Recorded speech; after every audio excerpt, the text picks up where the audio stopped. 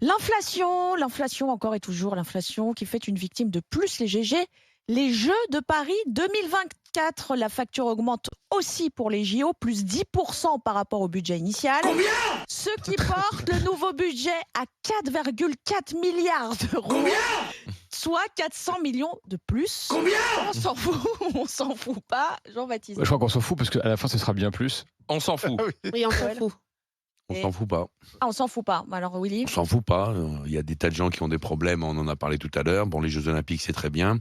Il y a un moment, il y a un plafond financier qui a été mis. J'entends qu'on a beaucoup d'inflation. À 10, Mais plus faut- 10, c'est plus que l'inflation. Ouais, exactement. L'argument Et est un peu puis, fallacieux. Jean-Baptiste a raison, ça va finir à plus 50, cette connerie. Donc, à un moment, bon. Moi, je trouve Quand que c'est. personne ne croit à la maîtrise budgétaire des Là, Jeux de c'est Paris. fois deux. Tout à fait allez. d'accord qu'il y ait les Jeux Olympiques. On a posé une somme, donc on arrête le délire, on se calme, parce que là, je vois qu'on en rajoute tous les 2 jours. On invente des nouveautés, c'est du sans limite. Il y a des gens qui souffrent, il y a des gens qui ont besoin d'argent. Donc, il faut arrêter de claquer ça, effectivement, dans les Jeux Olympiques de cette façon-là. Donc, on s'en fout pas du tout et ça me met en colère. Jean-Baptiste. Alors la bonne nouvelle, c'est quand même, côté billetterie, donc côté recettes, c'est quand même très très bien vendu. Et je crois qu'on a vendu 90% des billets 1 an et demi ou 2 ans avant. Donc ça devrait permettre côté recettes d'être plutôt au Le problème, rendez-vous. c'est que les Des billets n'ont promesses. pas tenu compte de l'inflation. Ce qui est dommage. Par contre, le produit final, C'est oui. pas faux.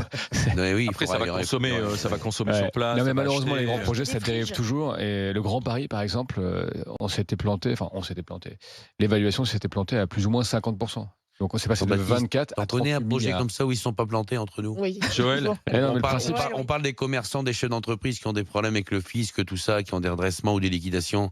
Heureusement que c'est pas comme ça dans la vraie vie. le problème c'est que dans Parce le que public, quand on voit comment l'État Ouais. dérape systématiquement, moi j'ai jamais connu un projet qui démarre à une somme et qui termine à cette somme. Il y a un moment, dans la vraie vie, c'est pas comme ça. le problème c'est qu'on fait des contrats minimaux et puis après il y a tous les avenants parce Voilà. qu'à chaque fois on Ouais, trouve mais des coûts supplémentaires, des dépenses cachées, Comment etc. ça peut être un modèle pour le reste? Alors t'as Ah, le parce mec que qui a je des confirme que c'est problèmes, pas un qui n'arrive modèle. pas à boucler les fins de mois, commerçant ou n'importe qui se dit regardez les autres, des 10% et 50%.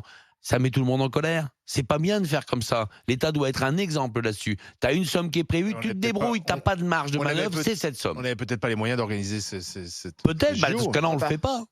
Non, moi je pense pas qu'on avait les moyens, mais bon, ça s'est fait. Et tous les budgets en général dans ce genre de manifestations dépassent. Donc voilà. Après, tu sais, moi j'ai l'impression qu'on nage dans des millions en France et je ne sais plus d'où ils viennent tellement on m'annonce des sommes qui me dépassent, des milliards, des millions, des quoi qu'il en coûte. Enfin, voilà, je suis désabusée.